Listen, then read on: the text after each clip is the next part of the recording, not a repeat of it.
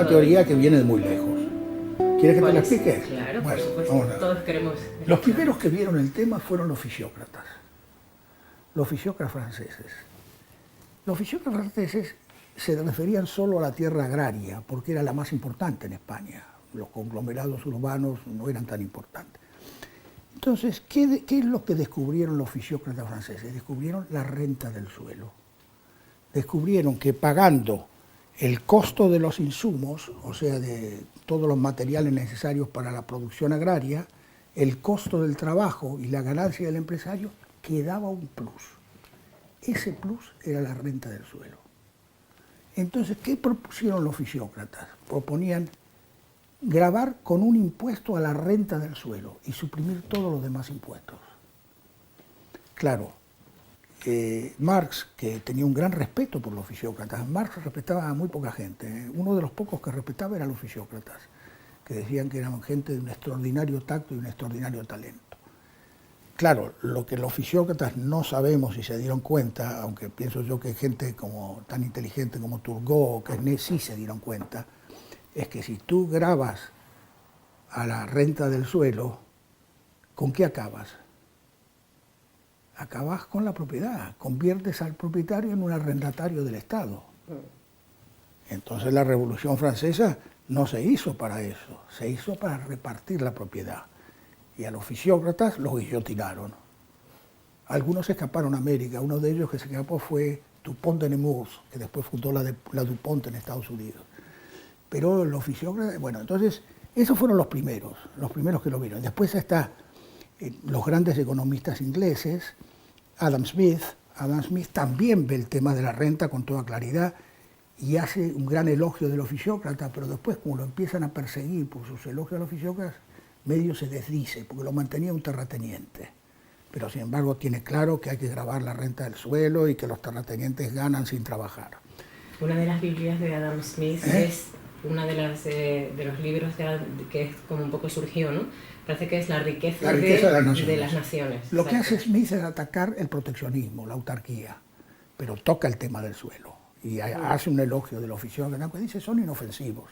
Él sabía que no eran inofensivos, la prueba es que los perseguían. A los fisiócratas los declararon enemigos de todas las testas coronadas de Europa.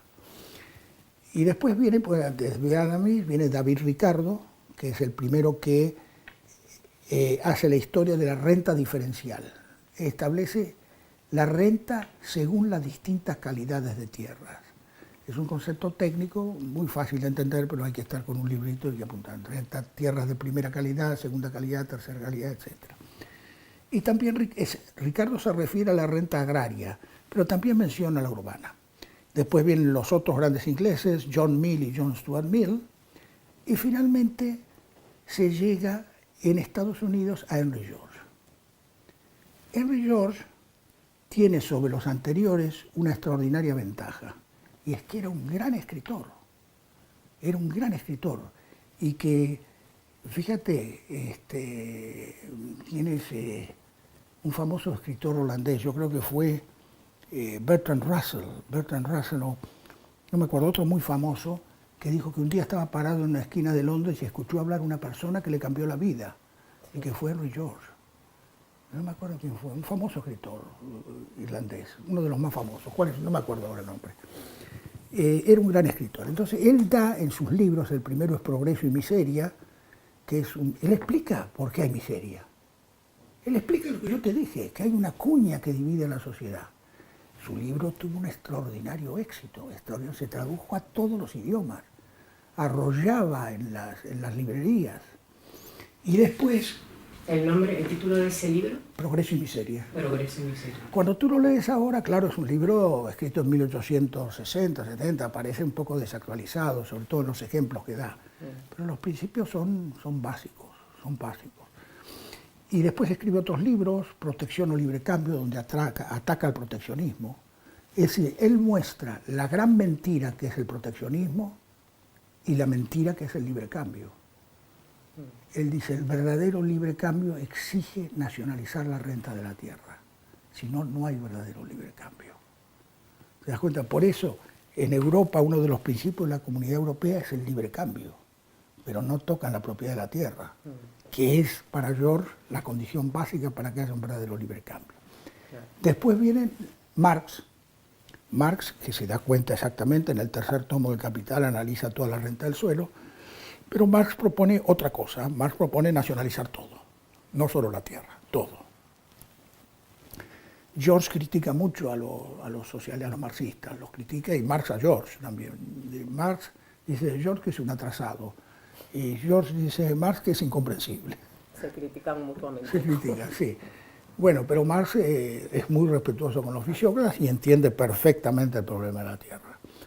Y después vienen los franceses. Léon Walras, extraordinario, exactamente ve lo mismo que George, pero él era partidario directamente de nacionalizar la tierra, pagando indemnización a los propietarios, nacionalizando la tierra y arrendándola, como se hace ahora en China. Después de eso, ¿quién viene? Pues después de eso vienen, claro, la popularidad de George era tan inmensa que el sistema empezó a tambalearse, Entonces, primero, ¿qué hace la Iglesia? Excomulga a un famoso georgista, que era el Father MacLean, lo excomulga por ser georgista. Entonces George escribe un libro contra la encíclica, la famosa encíclica de León XIII. ¿Cuál era? Hay una encíclica de León XIII y él escribe un libro que es estupendo. No te puedo decir cómo se llama ese libro, el que escribe contra la encíclica.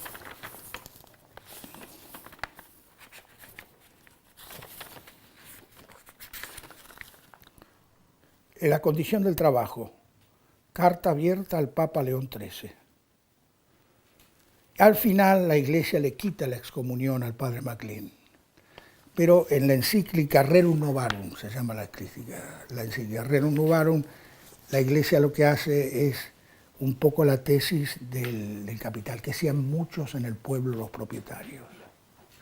Se opone a la teoría de George. Claro, porque la Iglesia ha sido... Gran propietaria. Claro. Gran propietaria, claro, gran propietaria. Poseedora de muchas tierras. Después de eso, el movimiento georgista, bueno, George está a punto de ganar las elecciones para alcalde de Nueva York, le hacen fraude, no puede ganar, pero sale segundo, sale antes que los republicanos. Gana un demócrata que se llamaba Hewitt y él sale segundo.